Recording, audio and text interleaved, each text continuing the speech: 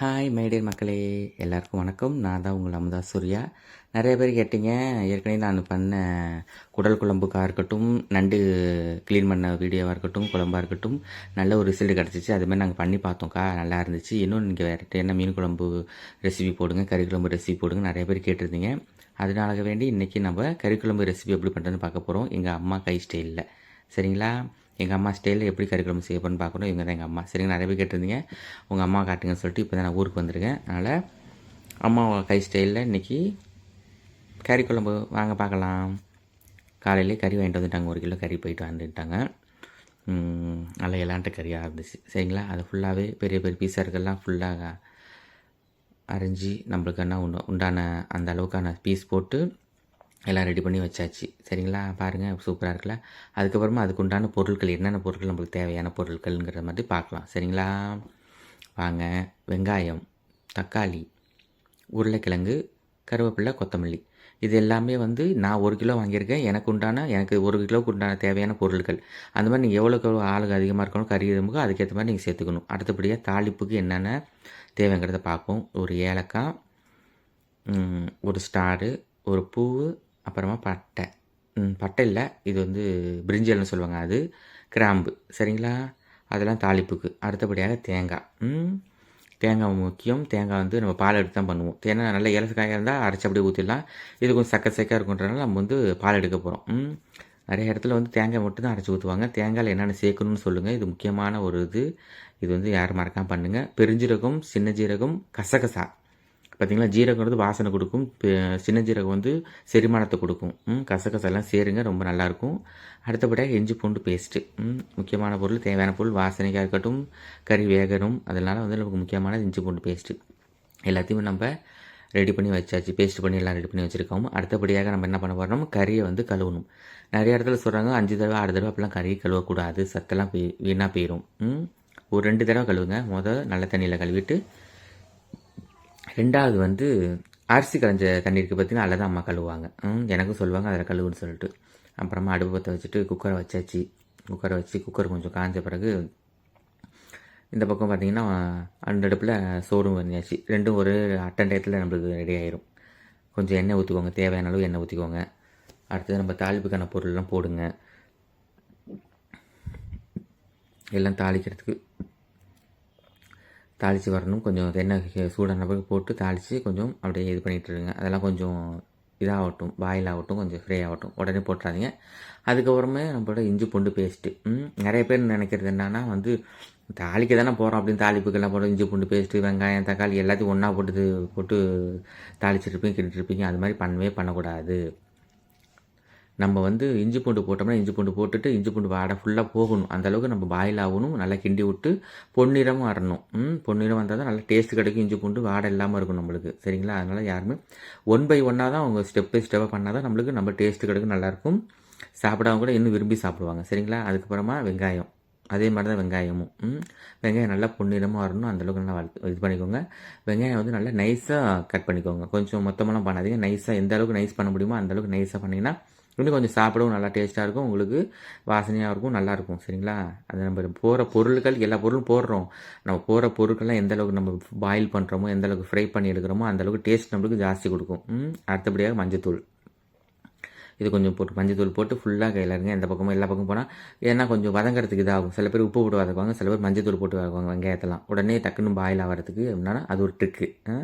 அதெல்லாம் நீங்கள் அதையும் யூஸ் பண்ணிக்கோங்க, அதையும் தெரிஞ்சுக்கோங்க. தெரியாதவங்க தெரிஞ்சுக்கோங்க, நிறைய பேருக்கு தெரியும், தெரியாதவங்க தெரிஞ்சுக்கோங்க. அடுத்தபடியாக தக்காளி. சில பேர் தக்காளிலையும் உப்பு போட்டு பண்ணுவாங்க, இல்லைன்னா மஞ்சத்தூள் போடுவாங்க. நான் வெங்காயத்துலேயே போட்டிருக்கோம் இல்லையா, அதில் அந்த மஞ்சத்தூள் இருக்கும்போது சீக்கிரமே நம்மளுக்கு அந்த தக்காளியும் நல்லா கரைஞ்சி வந்துடும், பாயில் ஆயிரும். சரிங்களா? அந்த மாதிரி பண்ணிக்கோங்க. நல்லா எந்த அளவுக்கு நம்ம ஃபுல்லாக பாயில் பண்ணுறோமோ, இந்த மசாலாலாம் எந்த அளவுக்கு நம்மளுக்கு பண்ணுறோமோ அந்தளவுக்கு டேஸ்ட் நல்லா ஜாஸ்தி கிடைக்கும் நம்மளுக்கு. சரிங்களா? இப்போ இல்லை பச்சை வடை இல்லாமல் எல்லாம் ஃபுல்லாகவே இதாகிற மாதிரி பண்ணிங்கன்னா இன்னும் சூப்பராக இருக்கும். பாருங்கள். அப்புறம் எங்கள் அம்மாட்ட கேட்டேன், வேறு எதுவும் பண்ணுமாம்மா, நான் ஹெல்ப் எதுவும் பண்ணுமான்னு கேட்டேன்.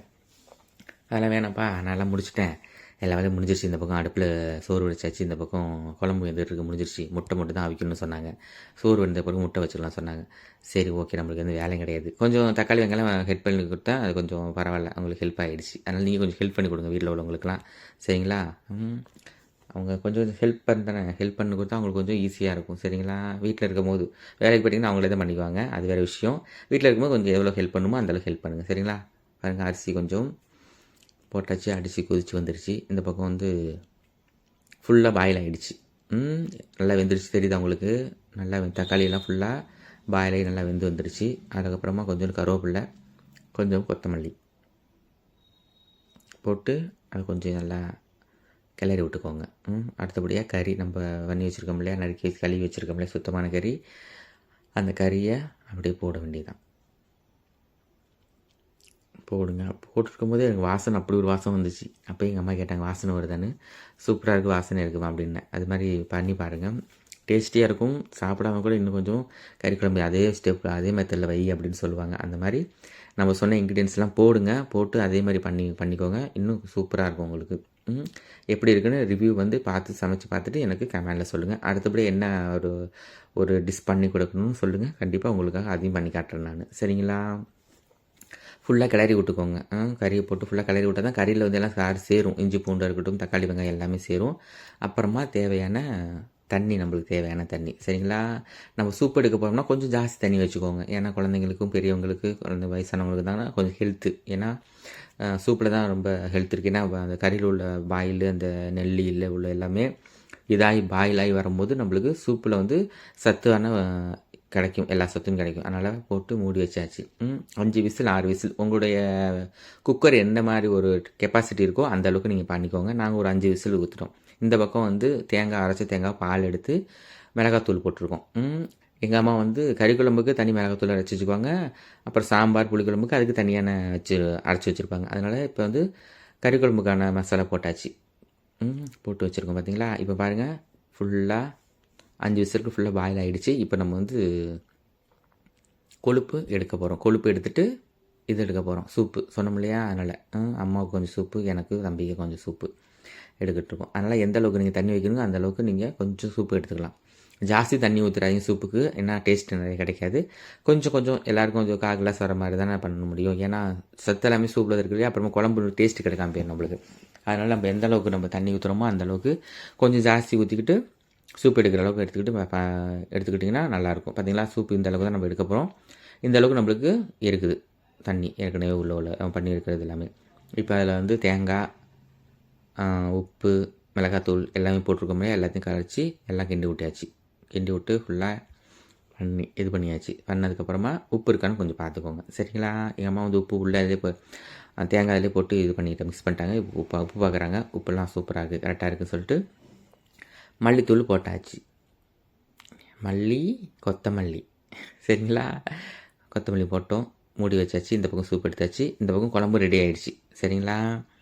சூப் எடுத்தாச்சு. இப்போ சூப் எடுத்து எல்லாேருக்கும் 3 பேருக்கும் குடிக்கிற மாதிரி சூப் எடுத்துட்டோம். இந்த வீடியோ உங்களுக்கு பிடிச்சிருந்துச்சுன்னா லைக் பண்ணுங்கள், ஷேர் பண்ணுங்கள், கமெண்ட் பண்ணுங்கள். மறக்காம நம்ம சேனலை சப்ஸ்கிரைப் பண்ணிக்கோங்க.